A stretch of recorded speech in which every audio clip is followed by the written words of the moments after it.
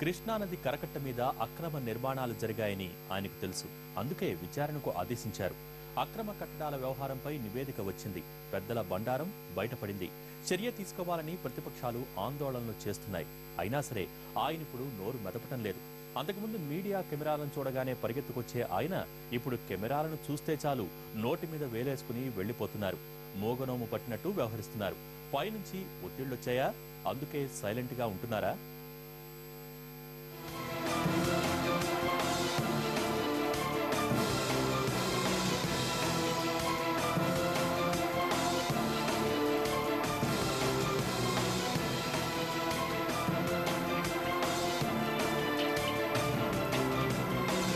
కృష్ణానది కరకట్ట మీద గుంటూరు, కృష్ణా జిల్లా వైపున భారీ భవనాల రూపంలో అన్ని అక్రమ కట్టడాలే ఉన్నాయి. రెండు వైపులా 60 ఎకరాల్లో ఈ అక్రమ కట్టడాలు వెలిశాయి.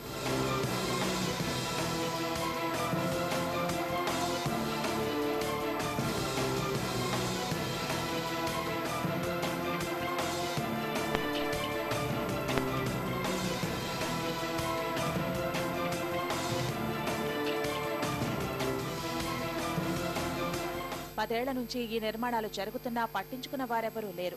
ఆమ్యామ్యాలకు అలవాటు పడిన అధికారులు కూడా భవన నిర్మాణాలకు అడ్డగోలు అనుమతులు ఇచ్చారు. దీంతో అక్రమార్కులు నదీ గర్భంలోకి చొచ్చుకు వచ్చారు. ఇప్పుడు ఈ ప్రాంతం ఏపీ రాజధాని కోర్ ఏరియాలోకి రావడంతో దీనిపై అధికార యంత్రాంగం దృష్టి సారించింది. ఏపీ నీటిపారుదల శాఖ మంత్రి దేవినేని ఉమా ఈ అక్రమాల కాండను వెలుగులోకి తెచ్చారు. గుంటూరు జిల్లా వైపు కరకట్ట మీదున్న అక్రమ నిర్మాణాలను నేరుగా పర్యవేక్షించిన మంత్రి గారు నిర్మాణాలపై విచారణకు ఆదేశించారు.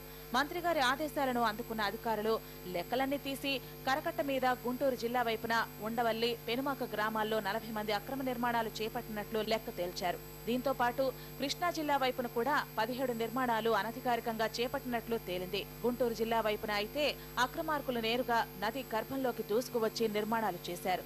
అక్రమ నిర్మాణాలు చేపట్టిన వారిలో బీజేపీ ఎంపీ గోకరాజు గంగరాజు నిర్మాణం కూడా ఉన్నట్లు తేలింది.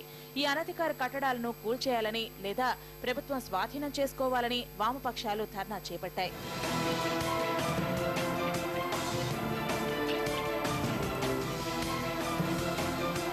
ఇదిలా ఉండగానే ఇదే ప్రాంతంలో గోకరాజుకు చెందిన స్థలంలోనే బీజేపీ ఆఫీసుకు శంకుస్థాపన చేశారు కేంద్ర మంత్రి వెంకయ్యనాయుడు. దీంతో వామపక్షాలతో పాటు మిగతా పార్టీలు కూడా ఆందోళనలు చేపట్టాయి.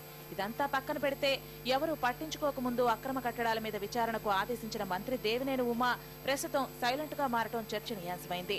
నివేదిక వచ్చిన తర్వాత మంత్రి గారు మౌనం వహించారు. తేనెతుట్టెను కదిపిన దేవినేని ఉమా ఇప్పుడు మాట్లాడడం లేదేంటని ప్రతిపక్షాలు ప్రశ్నిస్తున్నాయి. భవానీ ద్వీపాన్ని గతంలో గంటా శ్రీనివాసరావుకు కట్టబెట్టేందుకు ప్రయత్నాలు జరిగితే పెద్ద ఉద్యమం చేసిన ఉమా అక్రమ కట్టడాలపై ఏం చర్య తీసుకుంటారని ప్రశ్నిస్తున్నారు.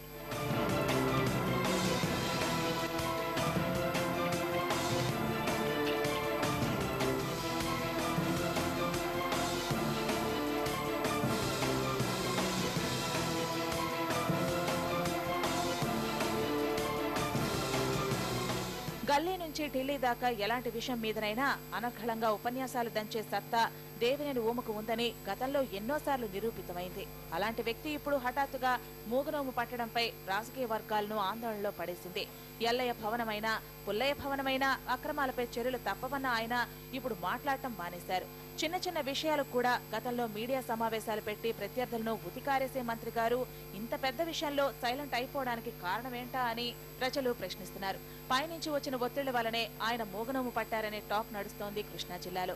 అక్రమ నిర్మాణాలు చేపట్టిన వారికి నోటీసులు ఇస్తాం, అవసరమైతే క్రిమినల్ కేసులు పెడతామంటూ హడావుడి చేసిన అధికారులు కూడా ఇప్పుడు నిమ్మకు నీరెత్తినట్లు వ్యవహరిస్తున్నారు.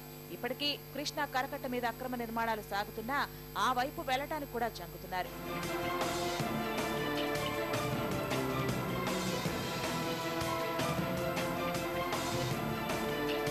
చర్యలు తీసుకుంటామని అధికారులు ప్రకటించిన కాసేపటికే రాజకీయ ప్రముఖులు రంగంలోకి దిగినట్లు తెలుస్తోంది. ఆక్రమణలన్నీ పెద్దల భూముల్లో ఉండటంతో అధికారులు కూడా వ్యూహాత్మక మౌనం పాటిస్తున్నట్లు సమాచారం. పైనుంచి వచ్చిన ఆదేశాల కారణంగానే తాము ఏమీ చేయలేకపోతున్నామని ఓ అధికారి ఎన్టీవీ బృందం ఎదుట వాపోయారు.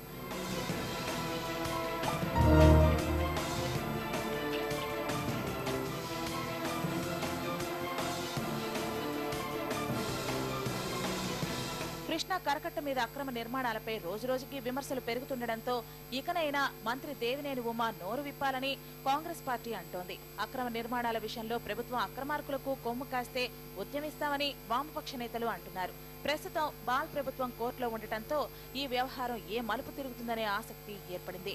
అక్రమ కట్టడాలపై చర్యలు తీసుకుంటారా లేక కమిటీ లాంటిది ఏదైనా వేసి కాలయాపన చేస్తూ అక్రమాల్ని సక్రమాలు చేస్తారా అనేది భవిష్యత్తులో తేలనుంది.